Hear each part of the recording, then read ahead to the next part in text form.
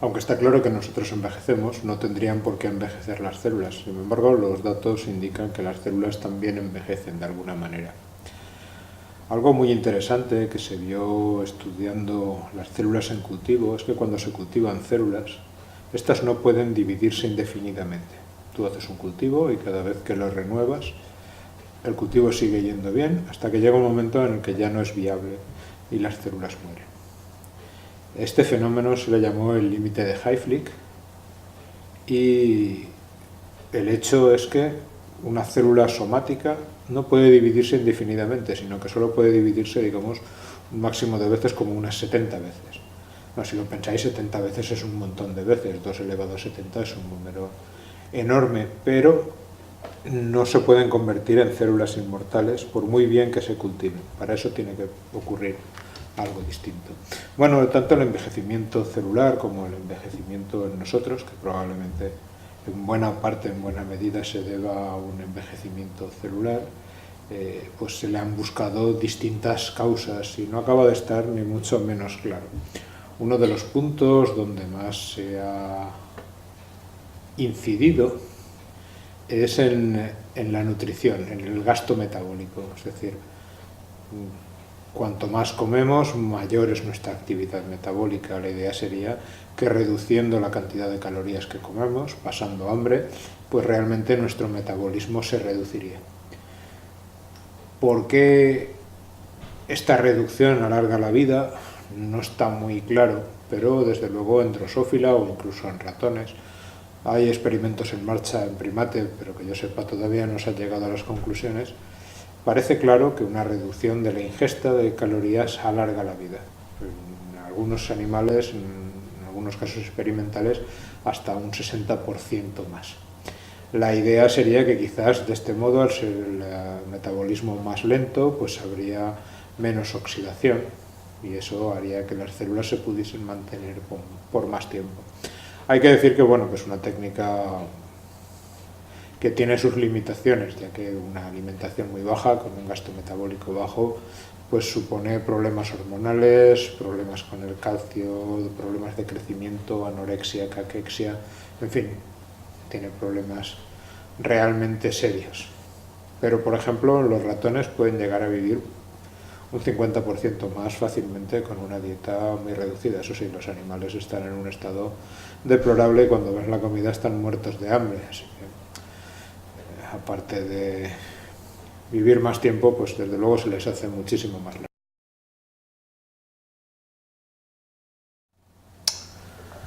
Otras hipótesis inciden más directamente en el daño oxidativo. El estrés oxidativo inhibiría la proliferación celular, ya que estos daños impiden a la célula funcionar adecuadamente. Este estrés oxidativo dañaría la funcionalidad de las proteínas o incluso el ADN. Yo soy más partidario de que dañe el ADN, ya que las proteínas pueden renovarse. La idea, para los que piensan que el principal motivo es el daño oxidativo, sería utilizar antioxidantes como la vitamina C o la melatonina. En realidad, aunque en modelos experimentales se consigue un aumento de la vida de los animales, no está muy claro que sean efectivos realmente en humanos, en condiciones normales. Una hipótesis con más fundamentos o con más estudios es el acortamiento de los telómeros. Como sabéis, los cromosomas de los eucariotas son lineales, sus extremos se encuentran libres, pero están formados por unas secuencias repetitivas que se denominan telómeros. Estas secuencias repetitivas se van acortando a medida que una célula se va dividiendo, ya que no se llega a copiar totalmente bien la molécula. Existen unas enzimas, las telomerasas, que son capaces de alargarlos. La cuestión es que las células somáticas no tienen telomerasas, sí que se van acortando, aunque las germinales sí que las tienen, con lo cual no hay problema, no hay un acortamiento de los telómeros en las células germinales a lo largo de las generaciones. Muchas células tumorales también expresan telomerasa, de modo que pueden mantener sus telómeros estables y continuar dividiéndose indefinidamente. No todas las células cancerosas son capaces de definirse indefinidamente, de dividirse indefinidamente. Hay otros datos que apoyan la importancia de los telómeros, como pueda ser que en enfermedades donde hay un envejecimiento prematuro, como la progeria o el síndrome de Down, hay de hecho un acortamiento más rápido de los telómeros que en individuos normales. Hay que decir que pese a todo, no es una explicación totalmente convincente, o desde luego, aunque es importante para la célula, yo no creo que sea realmente la causa de su envejecimiento. Los ratones que no tienen telomerasa existen, son aparentemente normales y se pueden reproducir. Con las generaciones, obviamente, el acortamiento supone un problema serio y dejarían de reproducirse, así que hay que mantenerlos en heterocigosis. Pero esto indica que sus telómeros son lo suficientemente largos para la vida del animal y que probablemente si el animal envejece o que el animal envejece realmente antes de que sus telómeros se acorten de una manera peligrosa. Por otro lado, lo contrario en animales que expresan telomerasa de modo constitutivo en todas sus células y por lo tanto sus células no sufren un acortamiento, como puede ser el hámster sirio o animales que hayan sido generados en los laboratorios en estas condiciones, pues las células sufren envejecimiento celular igual que cualquier otra y los animales se hacen viejos igual que cualquier otro. O sea que obviamente las telomerasas es una condición importante, necesaria, pero no suficiente para explicar el envejecimiento. En ancianos centenarios, cuando se han estudiado los telómeros de los fibroblastos, no se ha visto una relación con la edad, aunque sí que se ha visto en los linfocitos. Así que no está totalmente claro que sea el responsable del envejecimiento. Hemos visto antes en la apoptosis que muchas células realmente pueden morir antes de haber alcanzado el límite de Hayflick, es decir, no mueren porque hayan envejecido, sino que uno de los destinos que puede tener las células es morir, suicidarse de alguna manera. Es un destino importante en el desarrollo del individuo. Por ejemplo, en Caernovidis elegans se ha visto que en el desarrollo del animal, que tiene unos pocos miles de células, 118 células están destinadas a morir por apoptosis, de esa manera ayudando a crear órganos importantes. Cuando se crearon mutantes nulos para caspasas efectoras, como la caspasa 9, se vio que, fijaros en este ratón de aquí, las neuronas no han muerto, el cerebro es mucho más grande, pero eso causa daño en el animal y de hecho en los animales con nulos para caspasa 9 no llegan a nacer, es decir, es importante que aquellas neuronas que no formen las conexiones adecuadas pues mueran. Tiene un papel importante la apoptosis en el control del número de células que hay, está controlado, hay una homeostasis controlada por factores de crecimiento. Sirve también para acabar con células que no son necesarias, sirve para formar órganos que están compuestos por células muertas, pensemos en el pelo, las uñas, tantos otros. Sirve para decidir qué neuronas han establecido sus conexiones adecuadas, para ajustar el número de neuronas, también para receptores sensoriales, por ejemplo del oído o de muchos otros sitios. Y bueno, una posibilidad también es que sirva para eliminar aquellas células que se han desestabilizado y que corren riesgo de convertirse en tumorales.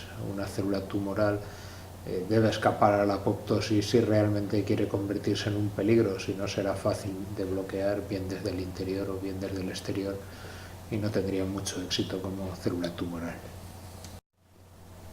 Esto nos lleva un poco a hablar de las estirpes inmortales de células relacionado con las células cancerosas, pero también con el envejecimiento, con la apoptosis y demás.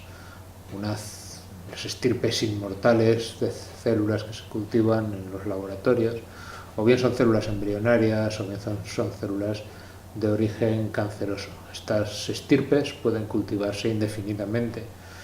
No son células normales, pero son células muy útiles en el laboratorio para realizar experimentos sobre ellas. Pensemos, por ejemplo, en las famosas células ELA, que derivan de unas células de un cáncer de útero de hace 80 años. En principio, las células de la línea somática no pueden dar líneas inmortales, ya hemos visto que hay un límite en el número de divisiones que pueden tener, pero hay células tumorales que han escapado de este control del ciclo. Esto ocurre porque en muchos cánceres pues, hay mutaciones, translocaciones, deleciones en los cromosomas, lo cual pues, altera genes que suprimen tumores, los denominados oncogenes. Cuando estos oncogenes se desestabilizan, pues pueden convertir a la célula en una célula cancerosa y parte de ellas pueden ser inmortales. También una célula, para mantenerse como célula inmortal, ha de sintetizar telomerasa, como hemos comentado hace unas pocas diapositivas. Podríamos ver la senescencia celular, el límite de Hayflick, realmente como una medida preventiva contra el cáncer, ya que un cáncer, al dividirse muy activamente, alcanzará pronto ese límite y es posible que muchos tumores pues, alcancen un tamaño grande, pero si no pasan este límite, las células dejen de dividirse, mueran y desaparezcan. Además, la célula tumoral pues, ha de escapar del control de la apoptosis, ya que si no, pues, el sistema inmunitario u otros sistemas, o la propia célula al no realizar su función, pues acabaría entrando en apoptosis y dejaría de ser un problema. Entre las dos cosas, pues probablemente son un control eficaz para muchos tumores que de otro modo aparecerían si no estuviesen ellos. Esto nos lleva finalmente a hablar de las células cancerosas. Bueno, una célula cancerosa ha escapado al control del ciclo celular, puede dividirse indefinidamente y para conseguirlo, y para ser realmente un problema, va a necesitar muchas cosas. Una cosa importante, que no tiene que ver directamente con el ciclo celular, es la capacidad de hacer o de atraer vasos sanguíneos. En realidad todas las células del cuerpo se encuentran a una distancia muy corta de un vaso sanguíneo, siendo muy corto quizás 100 micras, algo en ese rango. Si la célula está más alejada, tiene problemas para que los nutrientes y el oxígeno le lleguen por difusión. Cuando un tumor crece de forma sólida, si no hay vasos sanguíneos en su interior, pronto las células de su interior quedan lejos de los vasos sanguíneos, solo las células externas están en contacto o están en sus cercanías. ¿Qué quiere decir esto? Que las células del interior morirían. Así que el tumor crecería como un quiste hueco, con el interior formado por los restos de las células muertas. Si realmente quiere ser un problema, pues va a tener que conseguir liberar factores que atraigan a los vasos sanguíneos para que estos proliferen en su interior. Eso lo convierte, desde luego, en mucho más peligroso. De hecho, algunas terapias anticancerosas se basan en bloquear la angiogénesis para evitar este fenómeno.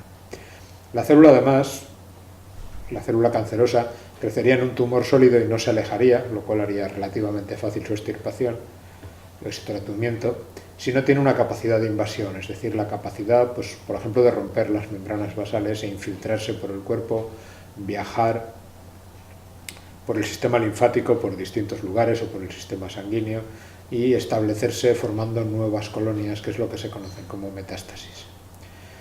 La célula ha de escapar al límite de Hayflick, se ha de convertir en inmortal, entre otras cosas ha de expresar telomerasa, ha de ser resistente o capaz de escapar al mecanismo de la apoptosis, sobre todo inducida desde fuera, ha de ser insensible a los factores que bloquean el crecimiento, esto está relacionado con la apoptosis, y ha de ser autosuficiente respecto a factores de crecimiento. ¿Por qué? Pues esto quiere decir que la célula no va a ser sensible a los bloqueos, es decir, puede proliferar indefinidamente, pero por otro lado no va a necesitar factores de crecimiento para crecer o dividirse, ya que si los necesitase, pues la célula entraría en apoptosis, así que todo esto está relacionado. Cuando una célula tumoral alcanza todas estas propiedades, pues es cuando realmente se convierte en un problema muy, muy serio.